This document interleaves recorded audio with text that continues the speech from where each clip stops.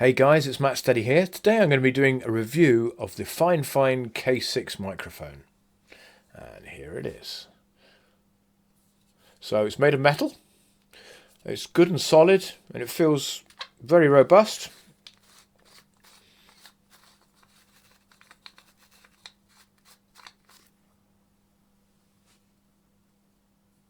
It all looks solid.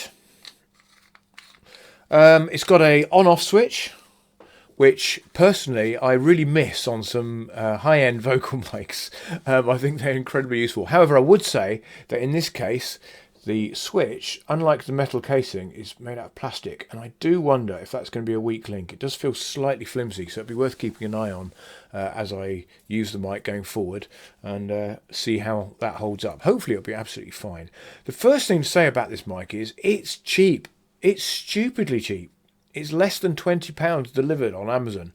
I don't even know how you make a microphone and for that price. I must admit, I was very dubious. I was thinking that for that price, this is going to be a cheap and nasty kids karaoke mic. In all honesty, that's what I was thinking. However, I've been pleasantly surprised. I'm going to compare it to the good old Shure SM58. And the reason I'm going to do that is because that's my vocal mic of choice for live, and I often use it for recording as well. And they're designed for a similar kind of thing. Now, to be fair, this is a lot more expensive than this. I think you're probably going to be paying £100 for one of these as opposed to 20. But I found them to be very similar. The bump says, wired microphone featuring a cardioid pickup pattern for greater gain while simultaneously minimizing feedback. Well, that sounds good, doesn't it? And it is. It's good for a mic, for a vocal mic. When you are singing literally within a couple of inches, it is loud and is actually louder than the Shure, which surprised me just a little bit, but it is noticeably louder. However, as you back off the mic, it actually goes quieter than the Shure. So it really wants you to be singing in its face, and it's not going to be picking up a load of noise from around the room, even more so than the Shure. So that's actually really good. I found that when I was recording with it, I got very, very little background noise coming through. So that's a definite win in my book. I would say that when I was singing through it, the plosives, the p and whatever, it didn't handle it as well as the Shure. I was getting louder pops, which I was having to deal with. Even with the pop shield on, I was still getting slightly more pops than really I'd be wanting to. If I was doing some serious recording, I'd be tempted possibly to switch for something else just for that one issue.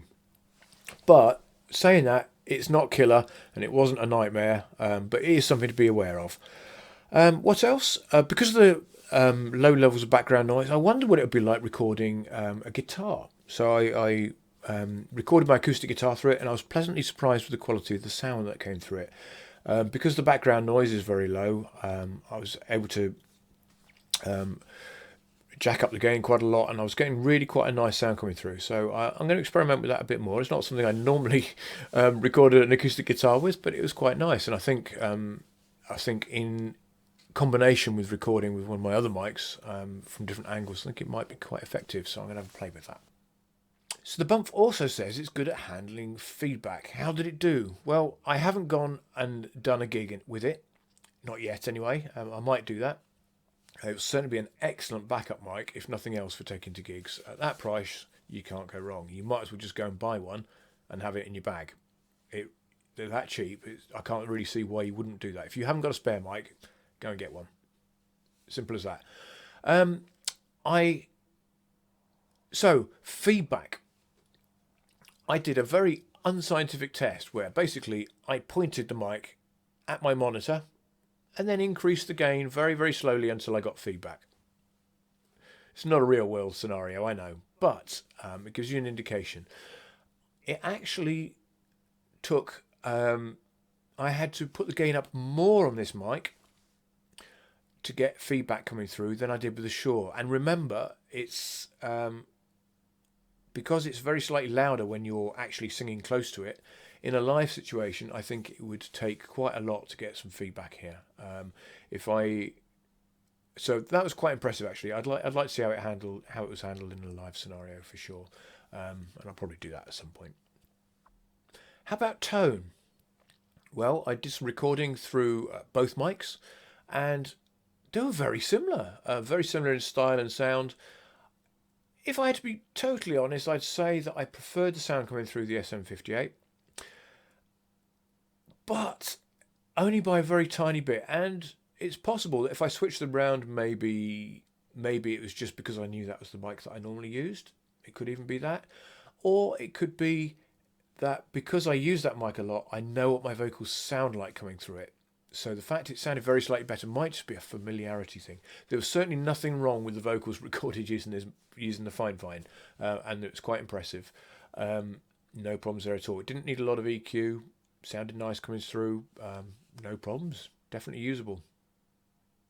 So, in summary, the Fifine is an extremely cheap mic, but you're getting really quite a good bit of kit for your money. It's right up there with the 58, which is considerably more expensive. If I'm recording vocals, I'd potentially be tempted to switch back to a different mic just because of the handling of the plosives. It's awful doing a lovely take and then listening back and thinking now I've got to deal with all those P's and blows and whatever. But for anyone starting out on a budget, I'd heartily recommend this mic. It's really good and it's extremely cheap. And as I said, if you haven't got a backup mic for when you're doing gigs or anything like that, get one of these for 20 quid, stuff it in your bag, and it's always there if you need it.